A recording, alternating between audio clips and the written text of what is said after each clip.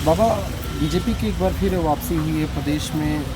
सरगुजा संभाग बीजेपी को सरकार बनाने में खुलकर समर्थन किया है। क्या वजह रही कि कांग्रेस को इतनी करारी हार झेलनी पड़ी? सर्वप्रथम क्योंकि आपने बीजेपी की जीत की बात कही तो उनको बधाई और शुभकामनाएं। सरकारें अच्छा काम करती रही हैं, कांग्रेस की भी पिछली सरकार ने बहुत सारे अच्छे काम किए हैं। मैं ये उम्मीद भी करूंगा और विश्वास भी रखूंगा कि उन कामों में निरंतरता बनी रहे और अच्छे काम छत्तीसगढ़ के हित में, सरगुजा के हित में हमेशा होते रहें। हार जीत का सवाल है, बहुत सारे बिंदु रहते हैं इसमें, कई कारण बन जाते हैं और अप्रत्याशित सा परिणाम छत्तीसगढ़ में पिछले बार भी सरगुजा संभाग से आया था और अब की ठीक उलट अकल्पनीय 14 से 14 सीट भारतीय जनता पार्टी जीती है, तो उनको बधाई, उसके लिए तो बधाई, लेकिन अप्रत्याशित सर। कड़े मुकाबले की भी 94 वोट से आप भी हार गए।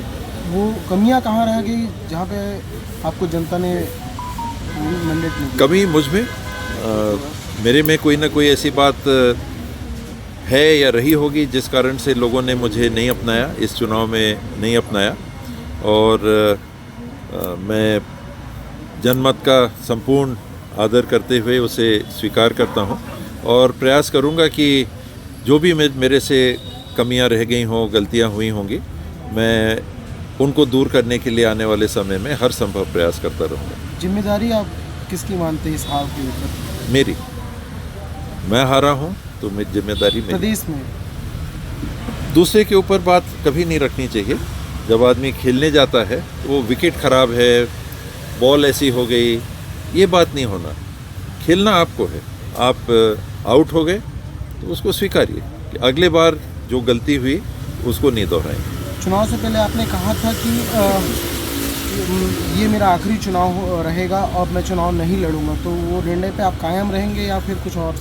मैंने उस बात को, इस चीज़ को ध्यान में रख के कहा था कि चुनाव जीतूंगा और उसके बाद मैं आने वाली पीढ़ियों के लिए उसको सौंप देता, पार्टी में बना रहता और नई पीढ़ी को फिर सामने आना चाहिए।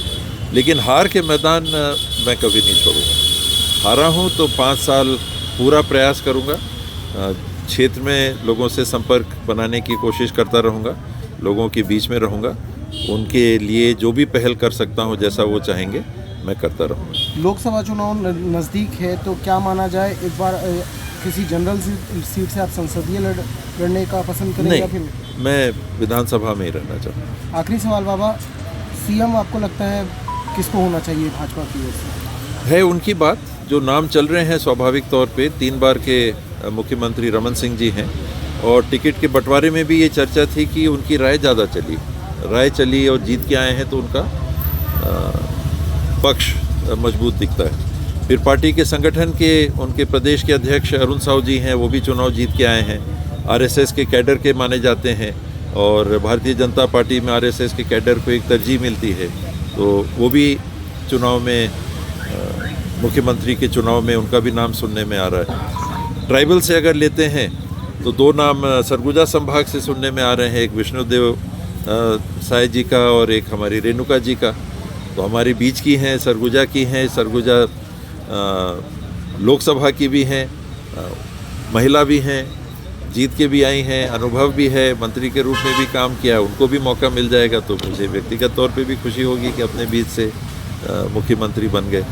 ओपी चौधरी जी का भी नाम आता है, नए हैं, पहली बार जीते हैं, अधिकारी रहे हैं लेकिन शासन में नहीं रहे हैं, तो पता नहीं उनको अभी मौका देंगे कि नहीं। इनके अलावा और भी नाम हो सकते हैं, लेकिन अभी ऐसा लगता है कि रमन सिंह जी का पल्ला भारी। राजनीति को हटा दें, अगर आप नागरिक के तौर पर आप बात करेंगे तो आपकी क्या पसंद रहेगी? रमन सिंह या रेणुका सिंह? बाबा, कोई बड़ा फैक्टर जो चुनाव के में इतना बड़ा अंतर?